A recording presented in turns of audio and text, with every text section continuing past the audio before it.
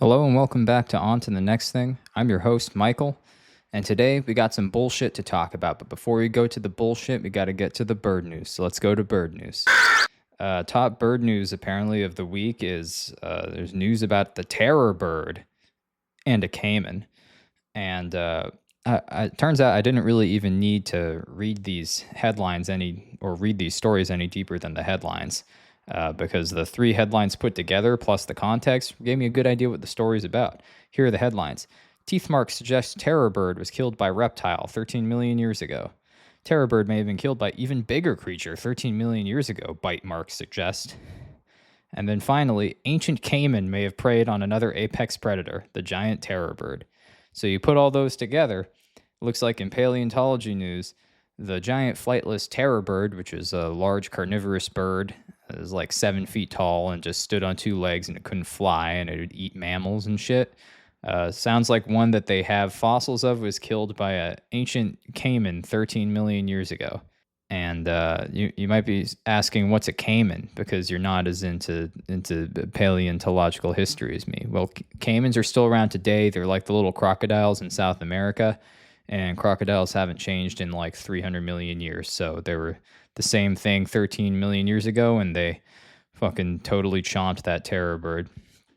Sorry, big ass ostrich teeth does not beat 300 million years of crocodile evolution. Next headline. Here's one. From the grasslands to the killing fields. Why trees are bad news for one of Australia's most stunning birds. This is from The Conversation. I don't know why this like outlet always gets me. The Conversation. Like it sounds like something that it sounds like Oprah's magazine, except that was just called O for Oprah. But it could be like the Conversation. Like if the O was for Oprah, like 100%. Except apparently sometimes they do science stories. So here we go. Picture this, a small rainbow-colored chick. This is Australian, by the way, so they use the British spelling of colored. Just thought you should know that. A small rainbow-colored chick emerges from its nest for the first time. It stretches its wings and prepares to take flight. But before the fledgling's life in the wild has begun, a sharp-beaked predator swoops in, leaving nothing but a tiny skeleton. This is the sad scenario playing out on Cape York Peninsula, new analysis shows. There, trees are invading the open grassy habitat of the endangered golden-shouldered parrot and eating them. No, psych, I added that last part. But it's the endangered golden-shouldered parrot, Cephatellus chrysopterygius. That's a rough one. That's the Latin name. I can speak Latin. Don't worry about it. The trees give cover to predators, meaning they can lie in wait before striking the adult birds and their young. The golden-shouldered parrot is endangered, now found in just 5% of its original range. The new findings suggest more work is needed to restore grassland habitat to its former open state to ensure the parrot's survival. A vanishing species. The initial decline of the golden-shouldered parrot was likely caused by a loss of food plants and degradation of the termite mounds in which it nests. Birds that remained in two small areas in central Cape York Peninsula faced other issues. In the 1990s, researchers began studying the parrot on Artemis Station to better understand why numbers were declining. A new suspect was identified. Native woody plants, such as the broad-leaved tea tree, Melaleuca viridiflora, which had crept into the bird's grassy habitat. I'm sure intentionally, because that's what you say when there's a suspect, you know? It's like there's a crime committed. It's these tea trees coming in and intentionally killing birds.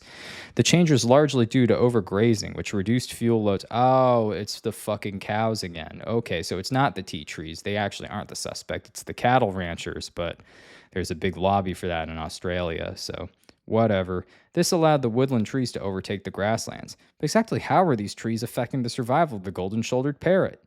New research by my colleagues and I set out to answer this question. Counting eggs, nest by nest. We monitored 108 termite mound nests over 3 years, tracking the success of 555 eggs. Damn, okay, this is like borderline an actual research paper, but dumbed down slightly for like your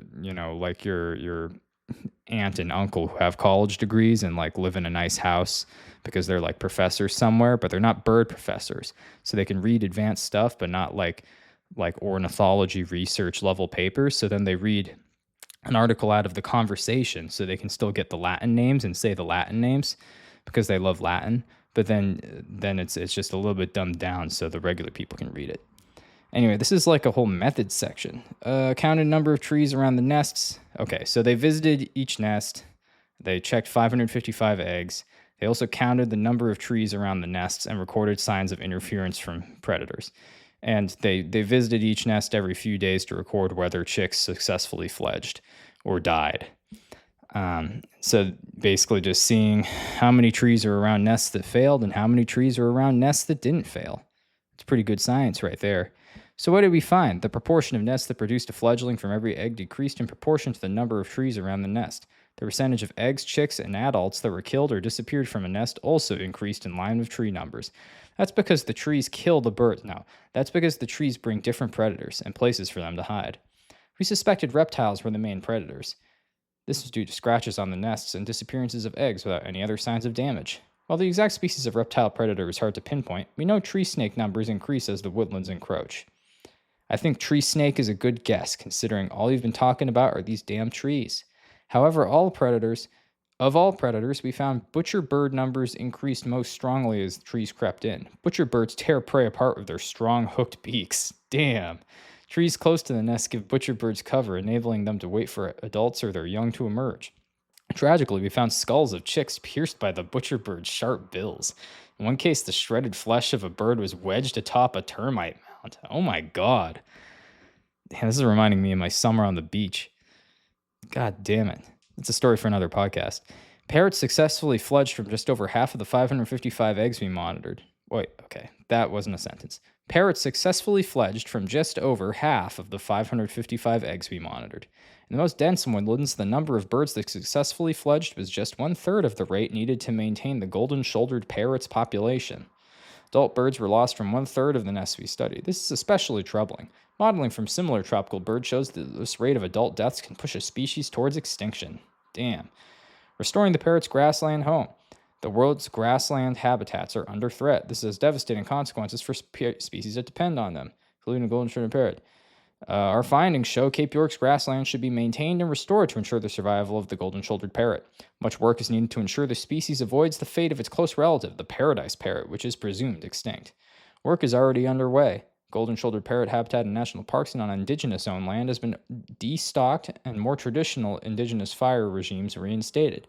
This will help maintain. Destock means they got rid of all the goddamn cows. This will help maintain open grasslands and reverse early woodland encroachment. Such work is also being undertaken at the study site on Artemis Station. Where woody plant invasions is more advanced, more intensive methods have been deployed. At the study site, this includes using chainsaws and brush cutters to clear trees before the stump is poisoned. Other measures include installing electric fences to keep out reptiles, reseeding grasslands with food plants, and providing feeding stations in seasons when the food is scarce. Land managers across Cape York also have been providing guidelines for managing woodland encroachment. These efforts must be sustained in the long term to ensure the golden-shouldered parrot can return to its former range. Take a few minutes for you. Ooh, nope, not going to do that. Anyway, that's a fascinating article. I hope that they somehow get farmers to stop letting their sheep and cows destroy all the grass so the trees send MurderBirds to kill the little birds. That would be nice if that could happen. Did I have any other bird news? Oh, yes, I did. All right. Big Bird Breakout. This is from WFTV 9 in Orange County, Florida. First I thought this was Orange County, California, but honestly, equally crazy things happen with birds in both Florida and California, and I imagine the Orange County in each state is just as obnoxious as the other. Deputies in Orange County said they recovered a large bird that wandered away from a home. The Orange County Sheriff's Office shared a photo showing the large flightless bird sitting in the shade along with 2 deputies. Officials said the emu escaped from its owner, which prompted the search. The bird was found unharmed in God fucking damn it. Pop-up ads. The bird was found unharmed but in need of some water. Finding a full-grown emu, which is native to Australia. Ooh, there's an Australian connection. Wonder what the emus have to do with the golden-shouldered parrot. Probably nothing. Finding a full-grown emu, which is native to Australia, would be out of the ordinary in the Sunshine State. Deputies said the large bird was reunited with its owners. Click here to download our free... Okay. So I guess reunited with its owners. Okay. So I guess there's some little bit of context there that tells you that owning a large flightless wild bird is legal in Florida. That actually makes me wonder what other animals are legal to have in Florida. Let me take a look at this. Exotic pets legal in Florida. Wildlife as a personal pet. Some.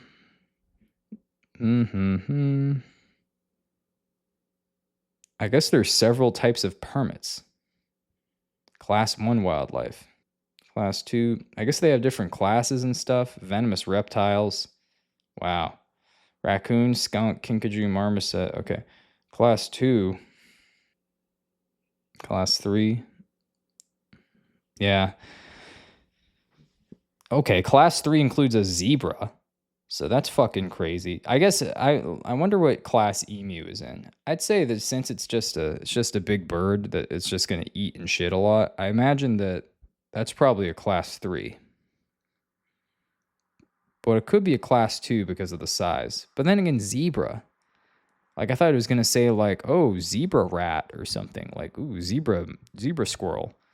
Some shit like that. Nope, just a zebra. That's class 3. Like that's a pretty easy permit. It's so easy that they listed out the animals that that you can get a class 3 permit for. That's crazy. Florida's fucking wild.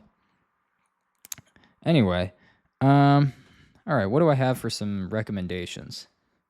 First, let me clear my esophagus. Media recommendations. Starting with shows. Still kind of stuck on shows right now. I'm thinking about like I said last episode, I'm thinking about going back into The Sopranos. I've watched like 2 episodes, but you know, I know that it gets really good, and I know most of it's been spoiled for me, but I still want to watch it just to say that I was going to watch it.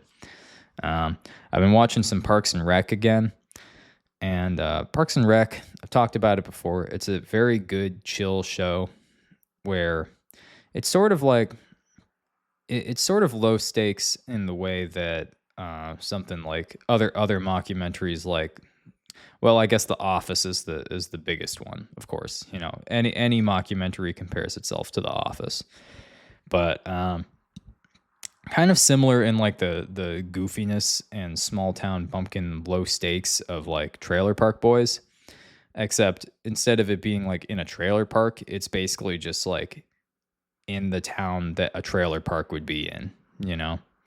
Just some little Midwestern town with a modestly sized civil service, you know. And yeah, I mean, overall, it's a fun show. It's a good show just to watch while you're eating. Very low anxiety, low stakes. The jokes, you know, kind of hit most of the time. You know, generally pretty consistently funny. It doesn't try to be like too edgy, and so when it goes a little bit edgy, it can kind of surprise you into giving it a laugh. It's got a lot of comedy heavyweights. It's got Amy Poehler and Aziz Ansari and Nick Offerman, and it's kind of it's honestly it's so funny to me how Nick Offerman's been kind of typecast into these like macho mountain man, like doomsday prepper type roles ever since Ron Swanson became just like a meme and like sort of crush for like millennial women everywhere. Where he's just like, oh yeah, he's like someone who in real life would be like such an annoying asshole and just a nightmare boss to work with. And like the only reason why someone like that would be allowed to be like a manager of something in government is if there is nepotism involved, and you know it would just be a nightmare. But somehow in the show it works, because even though he's like total libertarian freak show, works in the government, hates government, perfect irony, but still cares about his coworkers and his fellow man to an extent that I don't think I've ever seen another libertarian in real life or television do. So it's like yeah, I guess that just created the perfect storm for Ron Swanson to become a fan favorite. And I almost hate hearing the name Ron Swanson because it reminds me of like middle school and high school where they're just like the weird girls would just say the name over and over again and be like Ron Swanson. Oh my god. I don't know if anyone else ever heard that or experienced that. Maybe that was just in my little niche upper middle class town that really loved those network TV shows and those little sitcoms and those mockumentaries and that Office style bullshit. But people love Ron Swanson so much that now Nick Offerman, what was it in the Last of Us? Yeah, I guess his typecast is like gruff mountain survivalist man, but with a twist.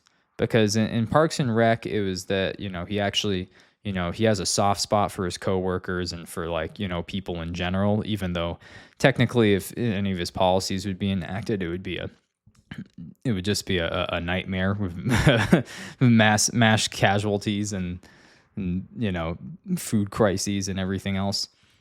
But no, he's ironically a very nice guy. And then in The Last of Us, he's like, macho, crazy survivalist man. But actually the reason that he's lonely is because he's gay. And, the society that he lives in wasn't really accepting of gay people at the time. And so he was only able to come out after the apocalypse started. And so that's like, that's the type of twist that he does, because I read like an interview from him, and he's obviously because of the irony of all his characters, he's like a total, totally liberal guy, liberal to progressive leaning guy in real life, which makes a lot of sense. But it's to the point where even I think in like on Netflix, he had like a wood carving competition show that he judged. And it's like, I don't remember from that interview, but I don't even know if he had any wood carving experience before like Parks and Rec in real life.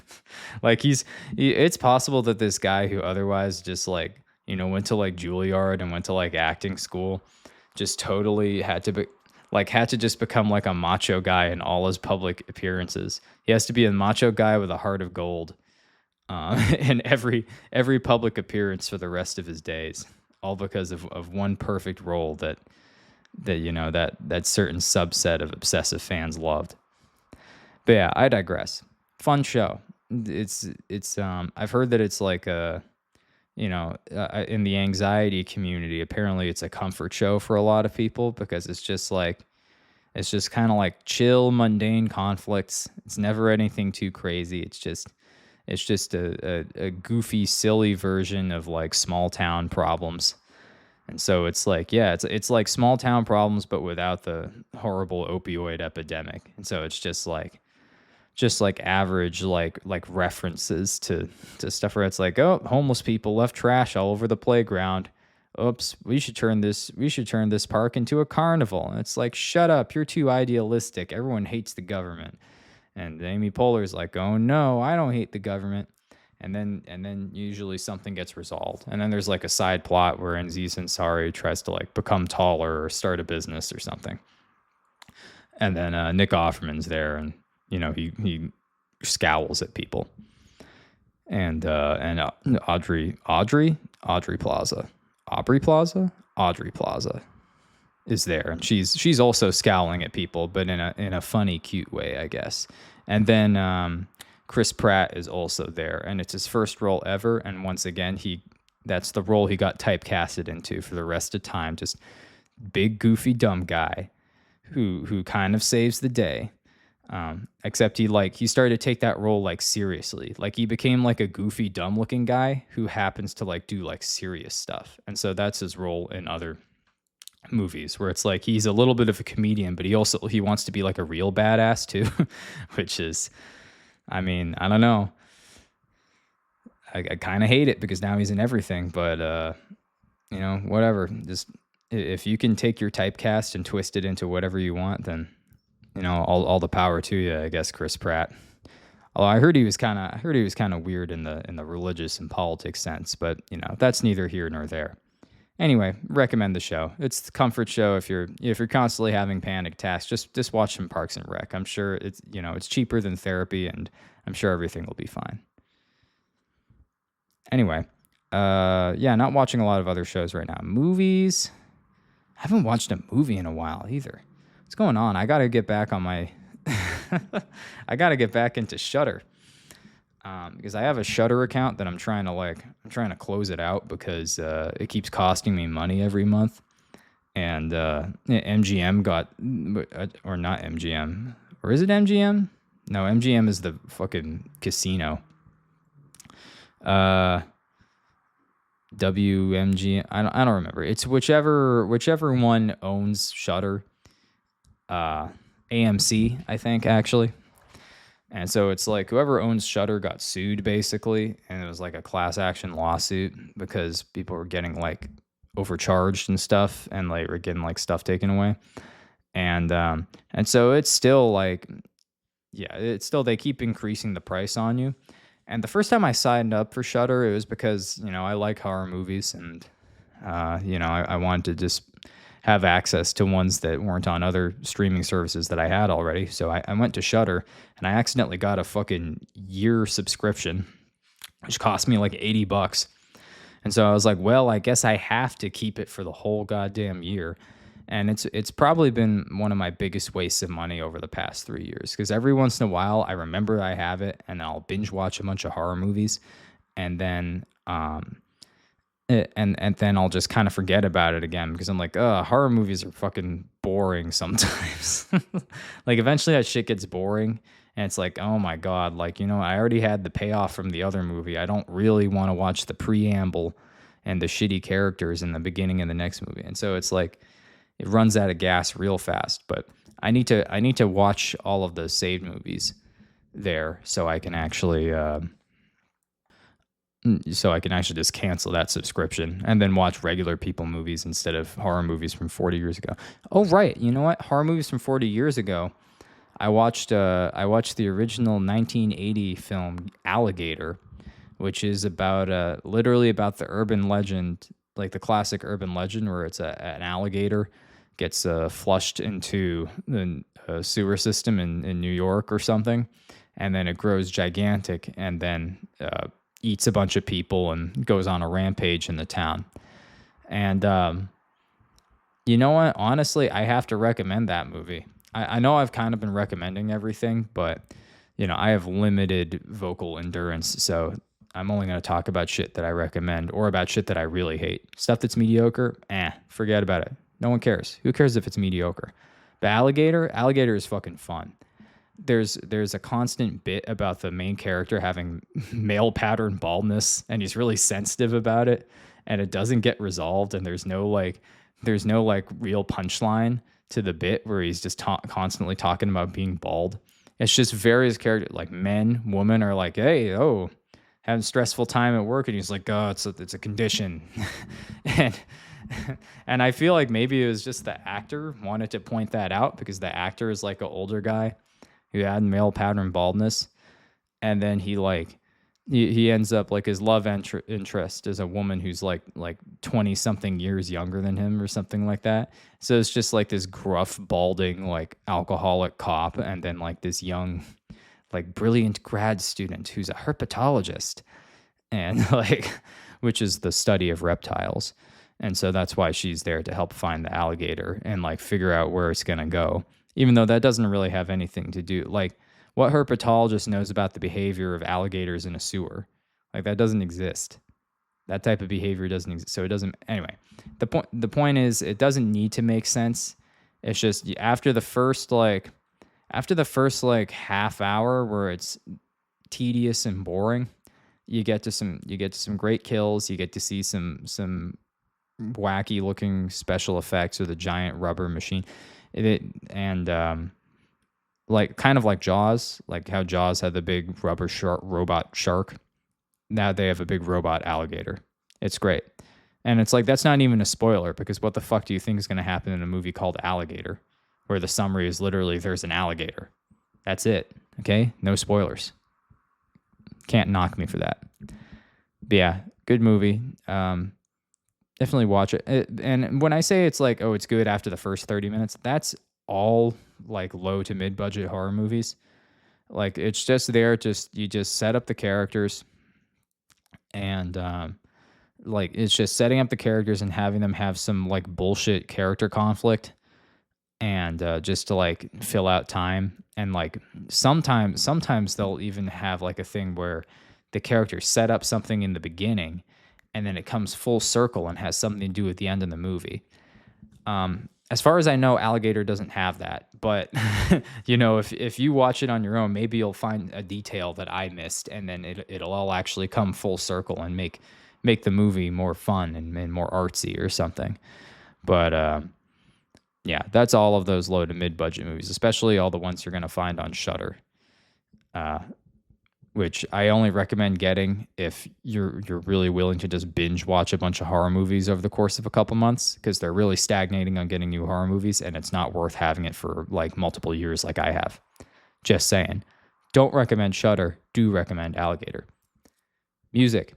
What have I been listening to for music?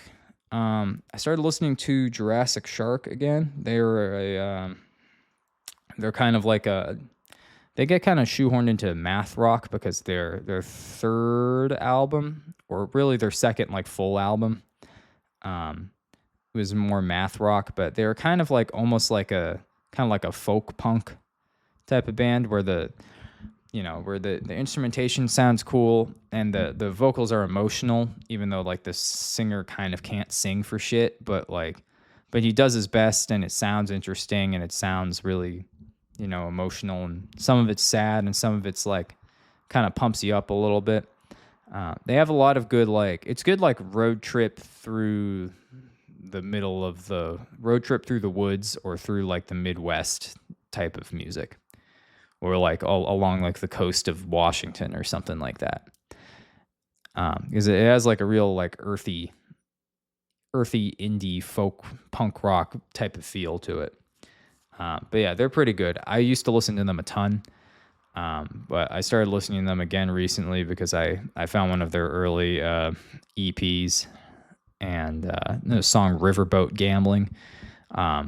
Very good song. They probably based the whole band on that one song because it's such a great song. And they were like, hey, you know what? We work pretty well together as a band. Let's try and make a couple more albums. And I think they got killed by the pandemic, like a whole lot of other indie bands and indie artists ended up doing, which fucking sucks. I could probably do a whole episode about artists that the pandemic just destroyed completely. It fucking blows. Obviously not the only reason that the pandemic fucking blows, but it's the one that's related to Jurassic Shark, okay? But yeah, I recommend them. I've recommended Denzel Curry before. The Alchemist, he's pretty good as far as hip hop goes. He's been in the game for a while. Larry June, he collaborated with The Alchemist on a song called 89 Earthquake, and that's why I'm thinking of both of them, because it's a very good song. But I believe that The Alchemist has other stuff that's quite good. He's a very solid producer and has a lot of good collaborations. King Ghidorah, that's another one. And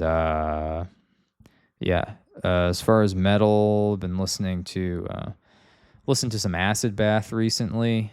I have one or two of their songs on my workout playlist. It's very good, like early sludge band, and kind of have that. I was talking about like that kind of like southern gothic, grunge, hard southern rock type of vibe to them as well, where it's just like, I think they are from the South. I think they're from Georgia. But yeah, it's kind of that sort of vibe again, similar to Paw and to Toadies, but like more metal and more sludge and heavy shit. And they're pretty awesome. Lyrics are definitely very disturbing. They are called Acid Bath after all, and the front cover of their first album is a John Wayne Gacy self-portrait. So That's the type of shit that they're into, or that they were into artistically. They only did like 2 or 3 albums. But yeah, overall pretty good. It's a bit of an acquired taste, but they're pretty solid. Yeah, what else? There was one other that I was listening to a lot. Hum's another good band from the 90s that I've been listening to a lot. They have they had like 2 albums in the 90s, and then they had one in like 2019, 2020 that was pretty cool. And yeah, just a big fan of their stuff. Other than that, I had something else I thought, but hang on, let me look. I know there's one that I was missing. There's one that I've been thinking of that I was listening to a lot recently. I got to look it up on my playlist here. Otherwise I'm going to forget it, and then I'm going to be annoyed next time I have something else going on. No, not them. I'll talk about Fog Lake next time. This is all going to get cut. This is all going to get cut. This is all going to get cut. Tell it like it is. No, not that one. Not that one. Not that one. Oh, The Strokes. Jesus. Of course it's The Strokes. Yeah, I've been listening to a lot of The Strokes. That's a band everyone's heard of anyway. But I've been listening to a lot to the song Ode to the Mets. It's pretty cool. It was off one of their more recent albums, I think. Or maybe not. It might not be one of their more recent albums. I don't remember. Is that from? Yeah, it was from their 2020 album, The New Abnormal. Yeah, that was a good album, actually. Really good return to form for the Strokes. And actually, sort of in a little bit of a new direction, because I think it was Joey Casablanca's sober. So, hope I got his name right. If not, don't care. Leave it in the comments, okay? Leave a full phonetic pronunciation of his name in the comments, okay? Thanks. All right, that kind of does it. Oh, right, book recommendations. I failed. I haven't been reading anything new. I did finish Into the Raging Sea. As I've said before, you know, it's great if you're really into natural disasters and like kind of like workplace drama and corrupt, shitty corporate policy and maritime laws and maritime history. It covers a lot, actually. But yeah, the end of it is kind of like a transcript and like a little bit of a narrative description of the final black box recordings from the ship. And highly recommend you read it. But don't read it on a boat. Otherwise, you're going to freak out a little bit. I'll say that much. But yeah, definitely read that book. Other than that, I've literally been reading an introductory to Western philosophy to try and make myself smarter. And I feel like it's been working because I feel my brain stretching, because it's kind of like an old philosophy textbook from the 1980s. And it just kind of explains it explains a lot of just kind of the basics about different schools of philosophy, like over the past 2,000 years. Right now I'm in like the ideas of like Hume and like his ideas about like morals and human nature and things like that. And yeah, it's really mind-bending stuff. It really kind of it's crazy how like philosophy is literally, I'm going to sound so stupid when saying this, but philosophy is like the baseline for basically how people and like policymakers and like intellectuals have been thinking for like the past 2,000 years. Like it's based on these like fundamentals of like, hey, how to think, how to categorize and evaluate human behavior and the natural world and things like that. And some of it got superseded by the scientific method, but you know, other things still kind of hold true in a conceptual way, at least. And it's pretty crazy to learn about. So I guess I recommend philosophy. Go for it. Fuck it. Get smart. Don't get too weird though. There's some weirdos out there who are like, they're like weird Hegel people, and they just talk about like race science in relation to like philosophy from 300 years ago. So It's not a good time. Don't go down that path, but just get a little taste for the basics. You might find that you're learning something or thinking in a new way. It's pretty cool. All right, now time for the bullshit thing. And the bullshit thing is the portrayal of Gen Z in in mainstream financial media. And obviously, as we know, this is kind of I didn't really ever want to call it a Gen Z podcast, but when I'm saying young people, I'm saying it kind of contemporaneously, being a young person myself. So it's like, yeah, young people right now, say if you're young anytime like during or after the pandemic, let's say, if you're a young adult then that's kind of like the core audience for the advice part of this podcast. Everything else is for everybody. I'm an excellent storyteller, and my these words are rated G for God damn it.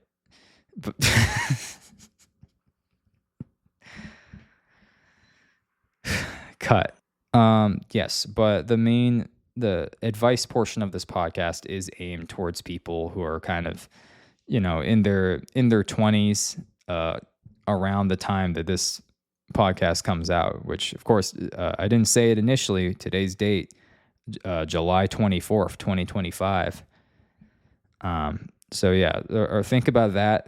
Think about being in a young adult anytime between like 2020 and like 2025, and you're the audience. Congratulations.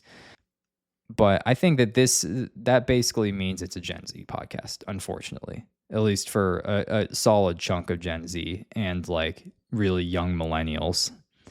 I think I'm not super clear on the age bracket difference, but what I wanted to do is I wanted to run through a few choice headlines that are related to Gen Z. And this comes from all of these headlines. Number one, these are not all the headlines from the past 4 or 5 months. There's obviously tons and tons that are even generally related to Gen Z, where it's like, the Gen Z are actually among these generations the least likely to get a house or whatever. You have ones like that, but these ones specifically related to Gen Z. Let me read some out for you. Here's a couple that are just kind of like general ones. Like literally, like this is the first thing that came up. This is from the illustrious news production USA Today. Quote unquote, sexual conservatism, virginity, and why Gen Z is having less sex, by Nicole Fallert. I'm not going to read this crap, but that's the type that gives you a taste, because the past like week of headlines are all about how Gen Z either can't or doesn't fuck. And that is just so massively disrespectful. And that's only the tip of the iceberg. That's not even the financial shit. Maybe this one will be financial. Nope. This is another one from some online newspaper called Inside Hook. And it's why isn't Gen Z having sex? Okay, great. According to a new study, Gen Z has little interest in dating, having sex, or having children, and they're using AI to forge relationships. Okay, if you say so, Inside Hook. Oh, God damn it. Okay, here's the first one from one of the illustrious financial magazines of the past couple decades, Fortune magazine. This is one about the Gen Z stare. The Gen Z stare is more than a TikTok trend. It's a real problem in the workplace and the job market. It's one of those things where it's like, I don't think the Gen Z stare is a TikTok trend. I don't know if people are just staring blankly in customer service interactions because it's a trend. But apparently Fortune magazine and its fucking dusty boomer audience thinks it's a trend. Let's go to the Telegraph. I'm sure they'll have something nice to say. Cecilia Walden, in giant letters, literally put her name in before the headline. Okay, not Cecilia, just Celia with a C. Celia Walden. The Gen Z stare? Young people need to get over this limp act of defiance. Again, with the impotency references. Not cool. Okay, limp act of defiance. Thanks, Celia. Subheadline, whether it's caused by anxiety, screen usage, or vaping. The unsettling phenomenon is fueling. Did this bitch spell fueling wrong? The unsettling phenomenon is fueling a generational feud. Fueling, hang on. Actually, you know what? I might be wrong. That might be how you spell fueling, but I thought that was really funny for a second when I thought that wasn't the way to spell fueling. Maybe that's the British way of spelling fueling. British way of spelling fueling. Hang on. Let me see. Let me type it out real quick. Yep, fueling. 1 L. Wait. Is it fueling or fueling? Oh, 2 L's, British spelling. I was actually right the second time, so I'm not that dumb. I'm actually double right because I both knew that it was spelled wrong in the American sense, and I knew that it was because it was British. Get over yourself, Celia. Okay? I bet this stock image you found is actually you. It actually kind of looks like her. Wow, she found a stock image that looked almost exactly like her, but like 30 years younger. That's crazy. That's, Fortune magazine. Yep, nope, that's Fortune magazine. Okay, how about this one? Gen Z men with college degrees now have the same unemployment rate as non-grads, a sign that the higher education payoff is dead. That sucks. That's from Fortune magazine. As you might find, it seems that Fortune magazine is a little bit... Actually, it was either Fortune or Forbes that's a little bit more sympathetic to Gen Z. I don't remember exactly which one. I knocked out a bunch of these here. But that definitely sucks, and there were multiple headlines about that too. So I guess maybe my advice about going to college isn't going to be that good. But here's the thing. I bet that deeper into the article, it breaks down which degrees are actually useful or not. And that's the type of thing that depends on the job market. So it's like if the job market is pushing for, more STEM, then it's really just going to be more STEM people getting jobs. Or if it's pushing for a particular type of STEM, or like certain humanities, or like certain levels of business degree mixed with these levels of skills, it's going to be all changing. So I'm not going to read this because it's covered in ad slop and pop-ups and them pleading for me to subscribe and send them money, even though the magazine is called Fortune. How ironic, you begging me for money, Fortune magazine. But, okay, the next couple are from Fortune magazine. Dating apps are doomed because Gen Z is locked in on meet cutes, former Hinge Okay, hang on. I need to reread that because I got the intonation completely wrong. I also need to take a drink. Hey, fuzzy guy. There's a little fuzzy guy. He's the mascot for this podcast. It used to be the Burb, and now it's this fuzzy guy. He's going to come up here and he's going to mess with my computer. Oh, never mind. He failed to jump. Go back to where you came from, fuzzy guy. He's a cat, by the way. I'm not talking to a person. All right. Dating apps are doomed because Gen Z is locked in on meet cutes, former Hinge content lead says. They want to vibe their way through meeting people. Once again, Fortune lifestyle section really keeping up with the lingo. They want to vibe their way through meeting people. I guess they're using vibe as a verb, which it can be used as a verb. So I guess they got that kind of right. Is this cat going to knock over my Belgian Tripel? I will annihilate you. You better just sit back there and take the heat from the vent of the computer. Like, don't step on my keys. Don't touch me either. Okay, I think we're good for now. But anyway, yeah. Oh, next one. Another Fortune magazine. Gen Z men are obsessed with Pokemon cards. They're using quote-unquote boy math to argue that they'll beat NVIDIA stock in the S&P 500. I actually kind of want to read a little bit of this one.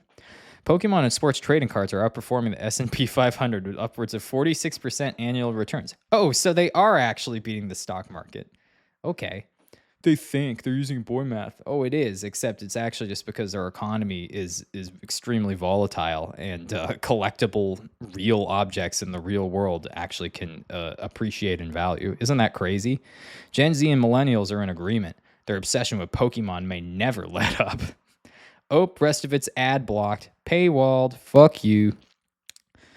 Next one. Gen Z is right about the job hunt. It really is worse than what it was for millennials, with nearly 60% of fresh-faced grads frozen out of the workforce. Wow, Emma Burley coming in with a sympathetic article. This one's more recent. I've noticed they've been getting more sympathetic as it gets more recent because they realize that Gen Z, A, aren't babies, and B, already hate them. So I think that some of these mainstream financial media things are trying to be a little bit nicer now that they know that they don't really have a reading base anymore. Moving on to Forbes, back to the Gen Z stare. The Gen Z stare, what it means and why employers can't afford to ignore it. This is by Brian Robinson, PhD. So they got a guy with a PhD in probably economics, I'd assume, from Forbes. Or maybe it's like some bullshit PhD, like a PhD in business management or something like that. I wrote my fucking dissertation on the way to get people to stop staring at me. The Gen Z generation, a little redundant, Mr. PhD, is getting a lot of press lately, sending shockwaves through the work world with something called the Gen Z stare. It's described as a long, blank, and expressionless stare in a variety of social situations. Although many critics reduce the look to a silly, disengaged expression, experts argue that the surface interpretations are short-sighted and Gen Zers are being misjudged. Experts contend that the Gen Z stare represents something deeper, more meaningful, and far more serious than what you see on the surface. So here's the thing. It's like, I guess they get kind of like clickbait ads too, or not clickbait headlines where they're like, we're going to trash Gen Z. And it's actually like, okay, now we're going to talk about a study from some sociologists and psychologists. Boredom. Oh man, we hate it. It's because they're stupid. Oh, sometimes criticism are too harsh on one side. You know what? Forbes, right. I remember now. Forbes is the one that was definitely more sympathetic. It might be because they have actual smart people who have PhDs running their magazine, or at least writing for them, which is still crazy. But it's like, yeah, I guess they kind of talk about like kind of real issues. They put numbers in their headlines like this one. Gen Z burnout is impacting 83%. How managers can reduce stress by 40%. Impacting 80... Wait, what? Okay, never mind. This is by Colleen Batchelder. That headline doesn't make... Gen Z burnout is impacting 83%. 83% of what? How managers can reduce stress by 40%. 83% of this generation... Okay, so it's 83% of the generation of employees experience the highest level of work-related stress. And 654 from all generations report that occupational burnout is significantly impacting their personal lives. Okay. And then I guess it talks about, right, okay. So then it talks about how managers can reduce the stress and avoid people from, I don't know, jumping out of high rises or whatever. Some more Forbes. Sorry, I said that into my glass, not the microphone. More Forbes. Career catfishing and office ghosting. Gen Z's no-show work trends. Okay, back to Brian Robinson, PhD. So now this is something a little bit... Now, once again, the headline sounds harsh, but maybe Brian's a little bit sympathetic to the Gen Z employment cause. Younger employees have introduced a number of new trends in the workplace to oppose what they consider outdated standards and to create careers that fit with their personal values of flexibility and work-life balance. Some of these practices, like revenge quitting, are deceptive. I had to change out of my podcast voice for a second because I'm getting a tickle in my throat. Gen Z also has the corporate world on high alert about the common and deceptive no-show trends of career catfishing and office ghosting. What are career catfishing and office ghosting? Blah, blah, blah, catfishing. Career catfishing occurs when job seekers give fake or rosy information or outright lie to hiring managers. Now, to be fair, this is kind of what a resume is. It's where you embellish. Full-on lies, maybe not great, but 100% embellish. So if this guy's talking about that, don't listen to him. His PhD's fake anyway. Some recruiters are guilty of the deceptive practice too. No shit. Causing shift shock. That doesn't make... Okay. Owl Labs. Going back to bird news over here. Data from Owl Lab sheds light on why career catfishing is emerging and indicates certain incentives would encourage young workers to feel more committed to their new jobs. Okay, so yeah, give more incentives. Also, increase stress. Office ghosting. What is office ghosting? Did it explain what office ghosting was? They're using a lot of quotations here. I assume office ghosting means just not showing up to the office. Right? Are they going to explain what that is? Oh, okay. All right. Next couple paragraphs down, they say office ghosting, when workers claim to be on site but rarely show up. That's what I thought. Not being in the office. Yeah. Don't show up if no one's checking.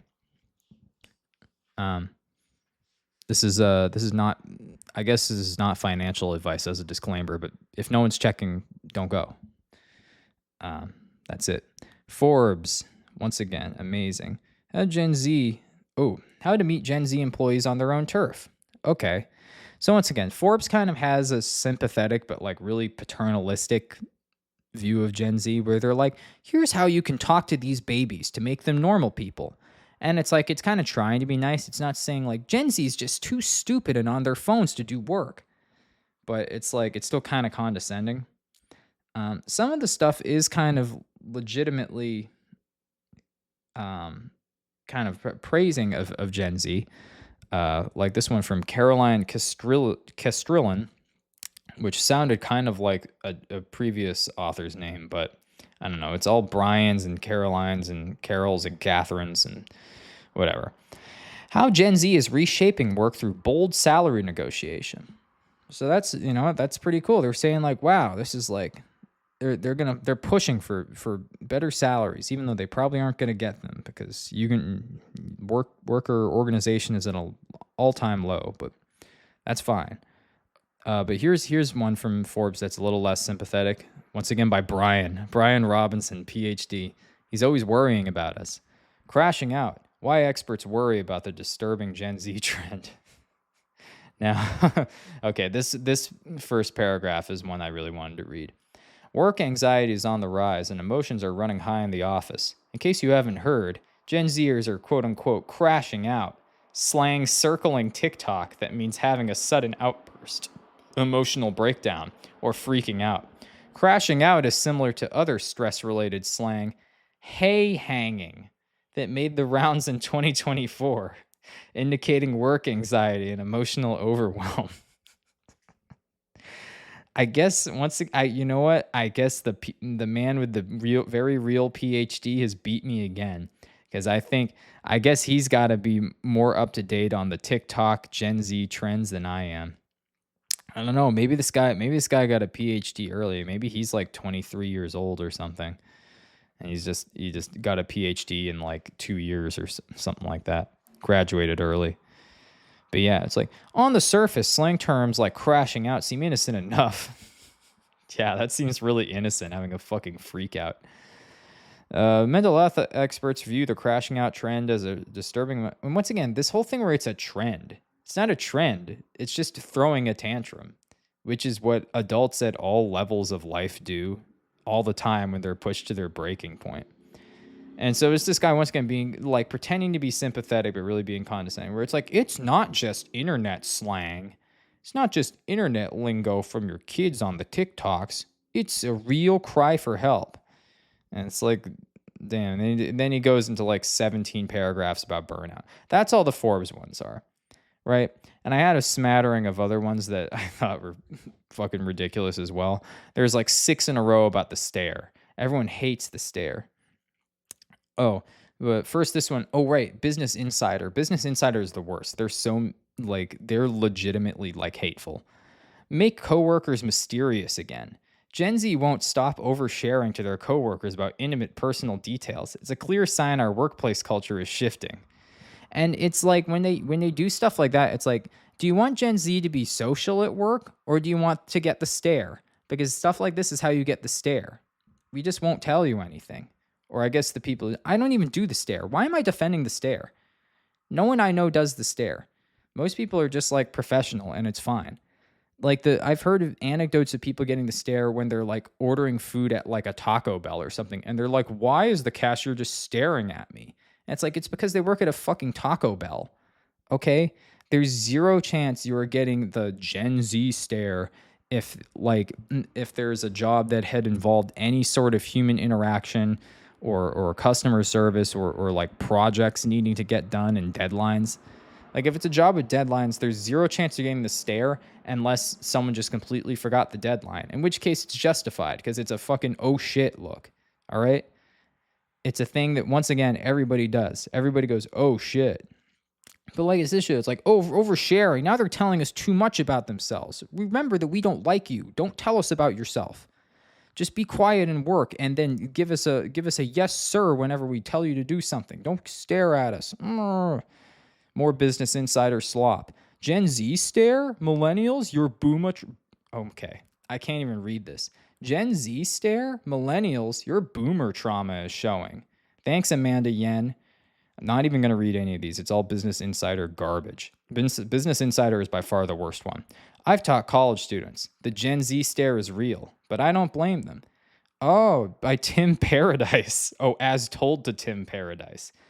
But Doug Weaver was interviewed, and then, okay, he teaches college students, would watch videos of him. He said some students would watch videos of him while in class rather than watching him live. Okay. You know what? I guess that could be real, but once again, this is like in college, so I don't know why Business Insider is bothering this, especially since Gen Z is starting to run out of Gen Z age. And in like 4 years or so, there's not going to be any more like legitimate funny Gen Z stories because all the Gen Z are going to be at least like 20 years old. I'm a 24-year-old okay, Jesus. I'm a 24-year-old in tech. The Gen Z stare is real, but I don't do it. I don't do it. Here's the one trait that helps me avoid it. He literally says, but I don't do it. As told to Kalia U by Cody Apolinar. And he's like, oh no, I don't do it. I don't do the Gen Z stare, but I know other people do. And it's like, how is that useful? Here's one trait that helps me avoid it. How about a skill, not a trait? I studied... it was something I call my superpower. Genuine curiosity. Wow. Curiosity saves you from the dread of the Gen Z stare. Psychologists and generational experts say there's more to the Gen Z stare that meets the eye. Okay. Gen Z is hurtling towards a career cliff. All Business Insider. Anywhere else but the stare? The ghosted generation. From college to dating, no one in history has been rejected more than Gen Z. Man, these people just fucking suck. Look at these stupid babies getting rejected wherever they go. Yeah, that's Business Insider. That one, by the way, is by someone named Delia Sai, who looks like she should be like pulling fish out of a hole in Iceland. Anyway, yeah, there were some other ones. There were some other ones that were kind of funny, like Gen Z most likely to sneakily use AI without telling the boss. A new study from Gusto sheds light on workers' AI habits. It's like, once again, it's like half of these articles are just AI anyway. So it's like, why would I even bother? What the fuck is Gusto? That's not the Gusto Business Research Institute, I'm sure. I don't even want to Google search it. I bet it's called something stupid like that. Is the Gen Z stare just a call to look inward? Ooh, real introspective from NPR. I love it. Heard on All Things Considered. So I guess I could have heard it on the radio show. And then as an example of the Gen Z stare, they use like a screenshot from the show Wednesday, and it's of Jenna Ortega, a 28-year-old woman playing 14-year-old Wednesday Addams, and they're just kind of staring off into space. And it's like, I don't think that's really what the Gen Z stare is. I think whatever nerd wrote this just really loves Wednesday Addams for some reason. But okay, that's like the cool introspective version of the article about the Gen Z stare. It's NPR doing some analysis.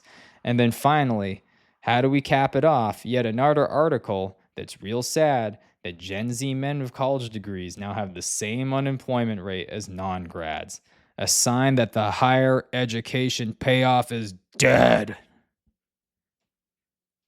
Wow. If all you read was mainstream financial media, you would think that that Gen Z are just emotionally stunted toddlers. And it's like, honestly, sure, some of them are. Like, almost everyone in Gen Z had, well, actually, everyone had a long stretch of being in the pandemic, but a lot of Gen Z had a stretch of development in the pandemic where it's just like, you just couldn't talk to people face to face. Like, either you weren't allowed to, or like you were smart enough to not go to places in the height of the deadly pandemic with no vaccine where people were convening illegally. And so, yeah, an environment like that can lead to a little bit of social stunting. But it's like they've been just ragging on this shit. And I know it happens to every generation. But it's like, it's from these big, serious magazines. Fortune magazine, Forbes, Business Insider. Business Insider is definitely more of a tabloid because they do all sorts of, like, they have topics on all sorts of shit. They aren't just like a pure economics and business magazine like Forbes or Fortune, especially not Forbes. Forbes, I guess, has a guy with a fucking PhD writing articles about the Gen Z stare. Where he cites like psychologists. At least he's not citing Gusto. Jesus, what the fuck even was that? But yeah, I mean, it's like they've been doing this the whole time, where it's like, oh, Gen Z is killing movie theaters, and it's like, no matter which generation it would have, like almost every generation is killing movie theaters because you have streaming. It's just a different movie market. Gen Z is causing declines in alcohol sales, and it's like, oh no, it's so terrible. The alcohol industry is taking a hit. The industry that sells tasty poison, like the tasty artisanal poison that I'm drinking right now from New Belgium Brewing Company, like they're taking a hit. Oh no, this needs to recover. And it's like, they don't say, oh, this needs to recover. But it's like there's an implication that it's any hit to the economy is a bad thing, but especially anything where it's consumer products that Gen Z should be consuming. But why aren't they? Is it because they're sober curious? Is it because they're like stupid babies? And it's like, and then literally, like the height of this was around turn of the year, and then like early into the winter and spring months of this year, but. Then literally like 4 months later, like get to June and July, it's like, oh, actually Gen Z drinks about as much alcohol as like most of the other generations. And it's like, yeah, because they all turned 21. Like almost all of them are 20 are 21 now, and they're figuring out that alcohol is cheaper than weed. And it's like, yeah, it's like shit changes over time. And also, you were literally calling out a generation that was half underaged for not drinking as much alcohol as like, oh, boomers who have been getting inundated with 50 years of alcohol ads and can actually afford to drink copious amounts of alcohol. And then Gen X that had even more intense alcohol advertising. And then millennials who are like just now becoming old enough where it's like, oh yeah, I can just kind of do whatever. But I'm pretty sure alcohol consumption has been going down among all age groups anyway. But they were like, oh, really? Gen Z is taking a lead in putting a hit out on Budweiser's earnings. And it's like, I don't know, maybe they should make beer that sucks less. Like, I don't know what to tell you. It's so ridiculous that the type of shit that they're trying to plant. And it's like, once again, I already mentioned this, but I know that previous generations, every generation gets this like, oh, the kids, they don't want to use the abacus anymore because now they have freaking calculators. And it's like, oh, now they have a calculator in their pocket. And then before the abacus, it was like they don't want to use their fingers or stones to learn how to count. Like, oh no, they want to use paper instead of slate. How terrible. It's like, yeah, and it goes back and back and back. But now with the mass media engine and the fact that all of these online magazines can put out like 40 articles a fucking day, And it just needs to be 2 articles a day from every single online media outlet talking about the same topic over and over again. And it just is just this flood of frankly massive disrespect towards people who are literally like adults now. And not that it was better than when they were yelling at babies or like kids for for being young in a world with rapidly developing technology and massive social and political and climate changes. It's not that it was better when they were bullying them then, but now it just feels disrespectful. Like, it was like they were doing it to millennials for so long. It was like, oh, these millennials. And it's like now the millennials are like 40. So like, fine, we'll go to the next generation. Now they're like, oh, Gen Z doesn't poison themselves enough. Gen Z won't drive. Why won't Gen Z drive? They need to learn how to drive. They need to drive cars. They need to make more traffic and then bitch about traffic in a Forbes op-ed. It's like, yeah, no. It's so fucking disrespectful and annoying. I could find, if I actually cared enough to do it, I could find just hundreds and hundreds of articles like this, and I could read them until my voice box, falls into my ass or whatever. Like, it's just forever. That was literally articles going back no more than 3.5 months. Like, literally, like April was the earliest article in there. April of this year, April 2025.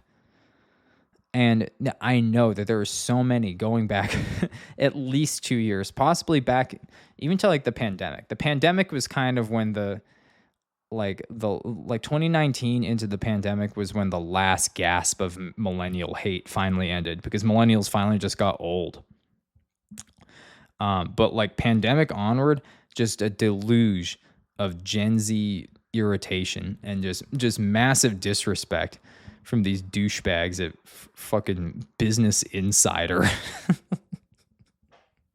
Like, how about you get out of my business? How about that, Business Insider? How about you become Business Outsider and get the hell out of here? Huh? Anyway, yeah, it's not real journalism. It fucking sucks. It's like, it's borderline op-ed bullshit. I guess most of those were op-eds, but like some of them are like pretending to report on like the same studies over and over again, where it's like, oh, actually Gen Z is asking their bosses for more pay because the cost of living is going up. Isn't that crazy? Wow, isn't that wild? They're really reshaping the workplace, asking for more money. Isn't that insane? Isn't it insane to ask for more money? Anyway, it's all bullshit. Not that really anyone my age is regularly reading Forbes, Fortune magazine, Business Insider, or God forbid, the hellscape, the the Anglo hellscape known as the Telegraph. I don't think a lot of people my age are reading that. But if you are, A, don't bother. It's all covered in ads and they make you subscribe. But B, don't sweat it. Don't let that disrespect get to you, because they're literally, they are economics writers at popular financial magazines that not even your parents read anymore. So really not even worth it to get upset about it. There are much worse things in this world to get upset about. And probably much worse things in your personal life and your career to get upset about. So don't worry about the Gen Z slander. It's all bullshit. The headlines are pretty funny, though. I'm not going to link all of them in the description for this podcast episode, but I'll link a couple of the good ones if you want to take a read and laugh at these people with PhDs who are forced to write about the Gen Z stare and how Gen Z can't fuck and like how they can't read and won't drink and can't drive and are tanking the economy and I don't know, ruining our ability to get to Mars and blah, blah, blah, blah, blah, blah, blah. It's whatever. It's fun stuff, though. All right. Well, thank you for listening. I've been your host, Michael, of the On to the Next Thing podcast. If you got any comments, leave a comment on the video version of this. Setting up a RSS feed pretty soon, so hopefully I can get this out on like Spotify, Apple Music, wherever you listen to your podcasts. Also, feel free to reach out at OTNT Podcasts on Blue Sky and Mastodon and Instagram. I believe it's all OTNT Podcast. And I low key was not kidding about, using, if you want to donate your X account and turn it into the semi-official OTNT X Zitter, Twitter, Shitter, Zitter, X everything app account. Hit me up at one of the aforementioned social media sites and give me your login information. I know no one's gonna actually do it, but if you do, that would be pretty awesome. That would be pretty sweet. Just let this podcast run wild the way that it was meant to be, wild and free, and the possibly the worst public forum on the internet. All right, thank you for listening. We'll talk to you later. Goodbye.